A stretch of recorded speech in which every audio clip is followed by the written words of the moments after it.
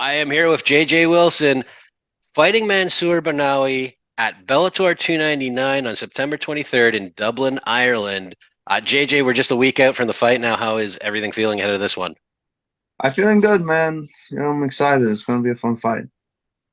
Well, it definitely is, and it's been a bit since we saw you last. I think it's going to be roughly a year out of action by the time this one gets here. I know you had something booked with Mandel Nallo, I believe, earlier this year. Just what happened that caused that one to fall through?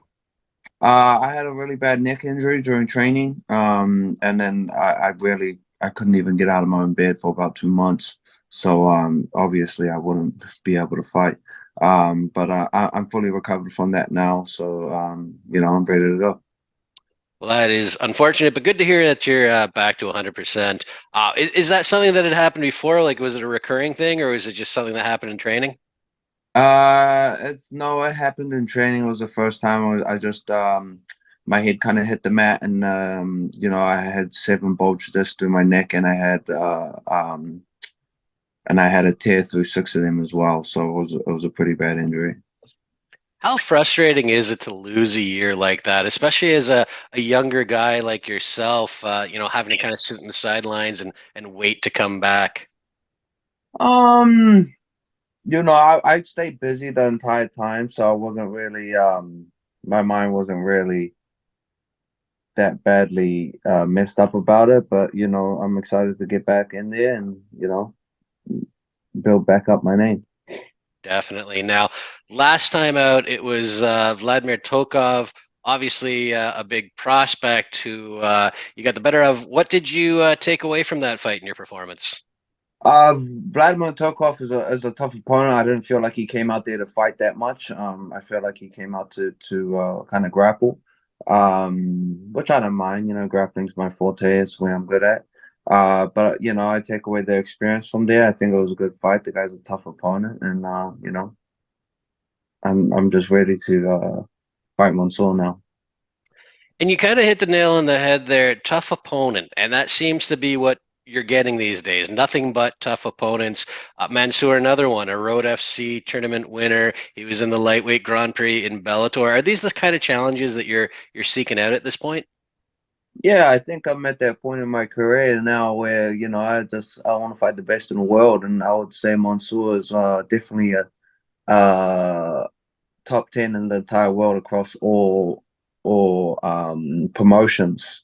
So currently I'm unranked. I am unranked at 155, and unfortunately, because of my loss when I first came here, I wasn't able to fight in the lightweight Grand Prix. So I'm really excited to stamp my name in this division by beating him and put my name in the rankings and talks of contention. You kind of answered my next question actually, because Mansour is ranked number 9, I believe. So I mean, I'm assuming a win here puts you in the rankings. Do you put a lot of faith in those rankings in terms of where they get you with a title shot, or do you believe it's more promotion, making a name for yourself, making yourself heard kind of thing? I don't know. I'm not really a good promotion guy. Like I'm not very good at really promoting myself. I know I can fight, but the whole promotion side of it for me is difficult. I kind of just I need to get better at that. But I personally I don't have an opinion on that. I don't really know. But I know if you're in the rankings, top three, top five, you're gonna get a title shot within 1 or 2 fights. So my goal is to be a world champion, and to do that, have to beat the number one guy. So essentially, you just gotta climb the ladder. Onward and upward. Let's talk about this fight. We touched on Mansour a little. What are you expecting to see here from him, and what are your thoughts on him overall as an opponent? Mansour's a tough opponent. He's a really big guy for 155. I'm still for me, making weight is it's not easy, but it's not very difficult. So I think about him cutting weight, and I'm like, man, this guy must suffer a little bit because I suffered quite a bit when I was cutting down to 145. So I can imagine his weight cuts, what they'll be like, and I'm interested to see the effects they have on him, on his performance.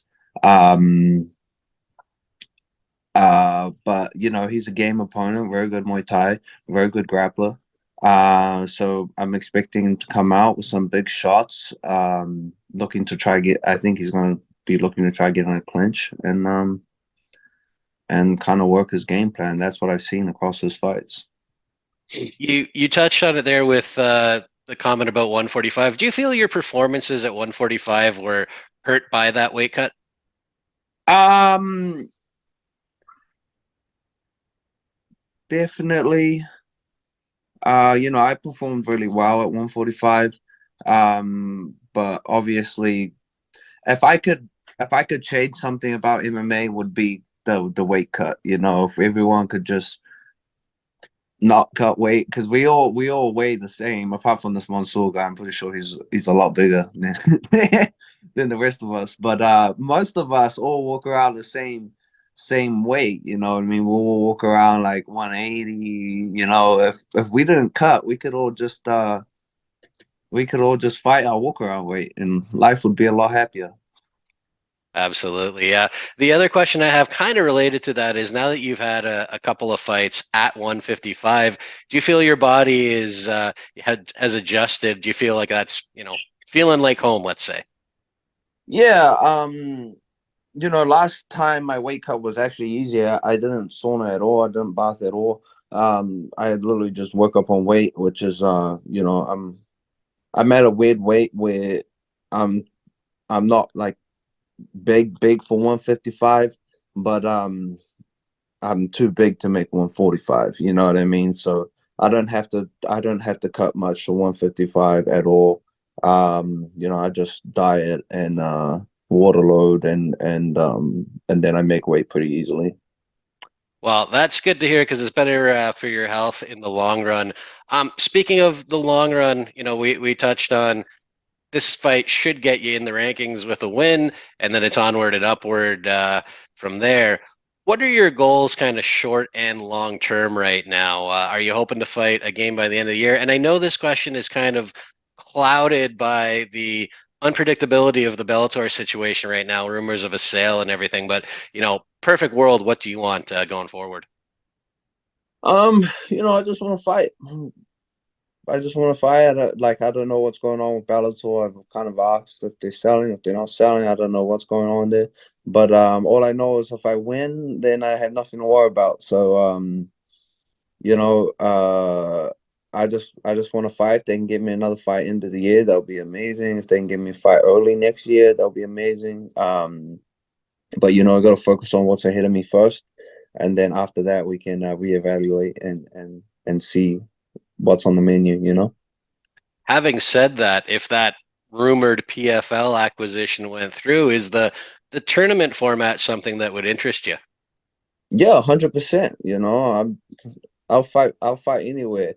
Um, if they do go to PFL, what I'm worried about if they sell to PFL is how many fighters are gonna get cut because obviously I don't think PFL has enough fights a year to take on another 200-300 fighters. So you know what I mean. But I'll definitely love to be in those tournaments. You know, I'm training an American top team with a lot of guys that won those tournaments, and you know, I feel good training with them. So I'll definitely love a chance to fight for a million. Well, it's definitely a difficult situation, and like you said, anytime there's a merger between companies and acquisition, there's always layoffs. We're seeing that with WWE today, with the UFC merger under the TKO banner. They're getting people sent home, unfortunately. So, fingers crossed that it works out the best for everyone. Aside from the immediate fighting future, I did see that you did some work. I believe you do children's classes, and I saw something you put on Instagram about kids being bullied, and you kind of reached out to parents and said, "Hey, send your kids here. We can work with them."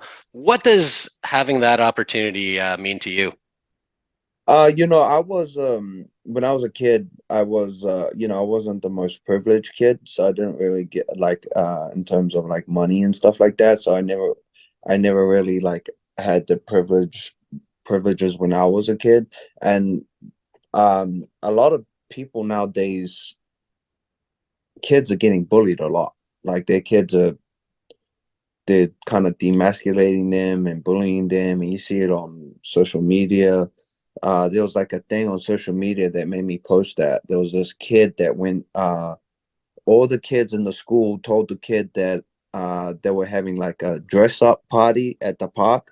So the kid showed up in a Spider-Man suit at the park, and then all the kids kind of made fun of him and beat him up.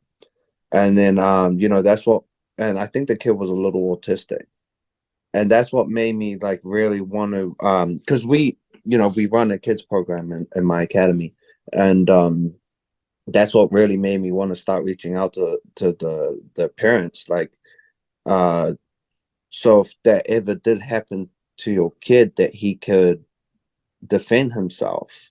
um because there's evil people out here, and I feel like kids, they bully just to kind of fit in, you know what I mean? Like they want to be the cool kid, so they pick on the unfortunate kid, kind of maybe the poor kid or the mentally ill or autistic or downs or whatever it is. But I believe with martial arts, it's going to build their confidence, going to make them more confident.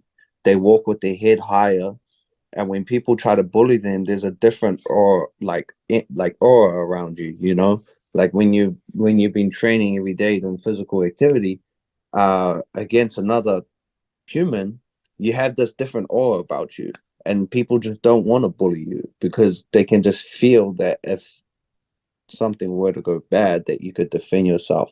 So I'm a big advocate of all the kid everyone doing martial arts, especially Brazilian Jiu-Jitsu. I feel like Brazilian Jiu-Jitsu teaches you self-defense, it teaches you discipline, and it teaches you to be an overall good person. I think it's great for kids. Well, very admirable to see you giving back that way. JJ, I want to thank you for the time today. I'll ask you one more before I let you go. It's the cliche question I always leave to the end. Just give us a prediction for this fight. How are things going to play out September 23rd? I think second round TKO finish. Love it. Not a moment's hesitation. Best of luck in the fight. Looking forward to it. JJ Wilson, September 30th, 23rd, Dublin, Ireland, Bellator 299. You have a good one. Hey, Thanks, guys. thank you, man.